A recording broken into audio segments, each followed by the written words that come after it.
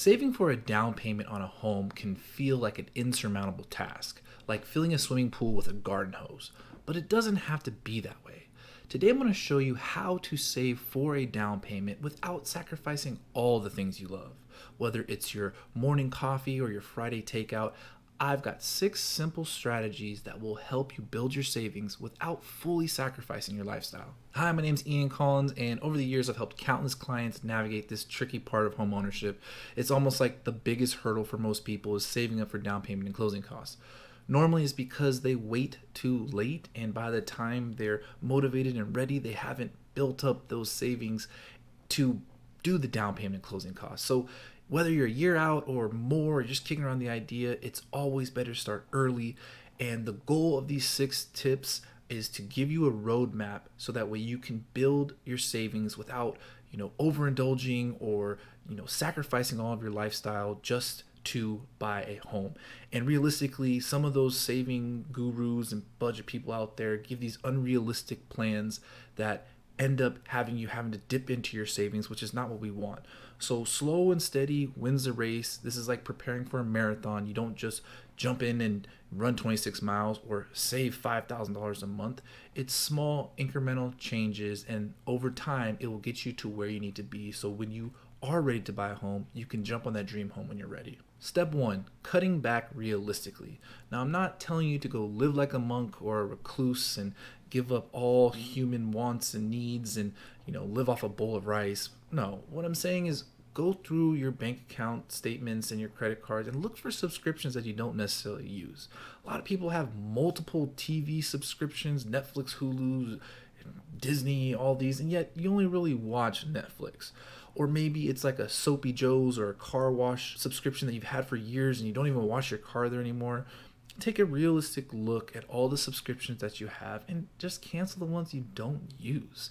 That in itself will save you a couple $100 a month that you can start putting away towards your savings. Next, step number 2, automate your savings.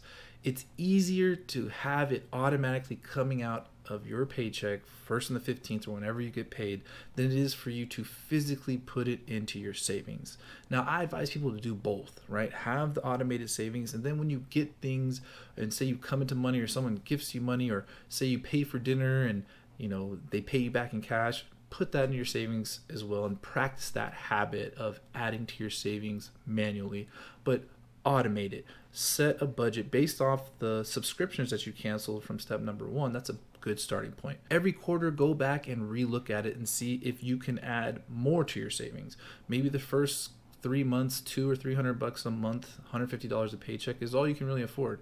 And then maybe after looking at your budget some more and changing some habits, now you can increase it to $300 or $400, or maybe not. But have a quarterly recheck of your budget to see how your savings is doing. So on one side, if you're having too much money left over in your checking account, that means you're not putting enough into your savings. On the other side, if you're having to take out money of your savings or your credit card balances are going up, that means you're allocating too much to your savings. So find that happy balance and make sure you check your automated savings plan every quarter. Step number 3, adding a side hustle. We're in a digital age and there's so many things people can do. I've had a client that did Uber for 9 months, and every single penny he made outside of paying for maintenance and gas for his car went to his home buying fund. I've had other clients make shirts and sell shirts and do different things. Bottom line is, if you get creative, there's a ton of side hustles, and you don't have to do a side hustle by any means, but it will just turbocharge your savings, especially if you are militant about it and make sure that that extra money isn't just money to go buy more frivolous things. That you make a plan, you have an idea of something you like to do. Maybe it's music lessons, maybe it's tutoring, who knows? And all of that money that you make, you put into your savings, and you'll be surprised that your savings will skyrocket faster than you think. Step number 4, using windfalls to boost your savings. Kind of like in step number 2 where I said not only automate your savings, but also manually get used to putting money in your savings. This is where it comes into play. So say you get tax returns, or you get a bonus at work, or grandma gives you money. take that extra infusion of capital or money and put it towards your savings. You did a good job budgeting, and every quarter you're reassessing, so you don't need that money. So put it towards your home buying savings account. Now, if you're saving for a trip or something like that, put 10-20% towards that, but put a majority of it towards your home buying fund, and you'll see it grow exponentially faster. Step number 5, avoiding common pitfalls. One of the biggest pitfalls buyers usually run into is underestimating the cost of home ownership. You have the down payment, you have closing costs, you potentially have moving costs, but you also need to have like a little savings buffer just in case things happen, whether the roof breaks or something maintenance needs to be happen, or even, God forbid, you need to catch a flight to go see a loved one. Making sure that you have that budget set and set that savings goal based on that. Don't just save for the down payment. So a good rule of thumb, save 3.5%, or if you're doing a conventional loan, whatever you plan on putting down for that. But 2.5% for closing costs, whatever you plan to put down for your down payment, then about 1% of the home value for maintenance cost, and then 3 to 6 months worth of the mortgage payment in just a separate emergency savings.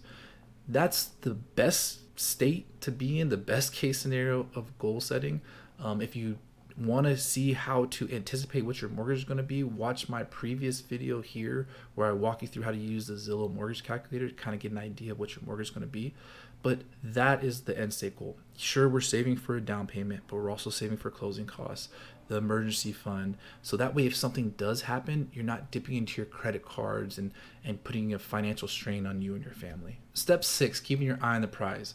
This is probably the most important step because saving for your down payment, closing costs, and basically buying a home is a long-term goal. It's not going to happen overnight, and it's easy to lose motivation. So some things that I help my clients with is, doing one of those dream boards or picture boards. It doesn't have to be all crazy, but find a home that you really like that's in your budget and put it on your refrigerator so you see it every day, and write how much it costs and what your goal savings amount is, right? $700,000, I need 3.5% down, 2.5% for closing costs, I need $7,000 for my emergency savings, etc. So that way you see it every day and you don't lose sight of your goals. So now that you have the 6 steps, what's next?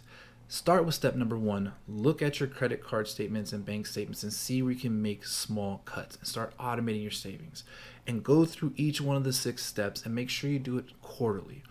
And now that you learned how to start automating your savings, check out this video where I start talking about how to fix your credit score if it is bad and how to implement that with a savings plan like this. Thanks again for watching.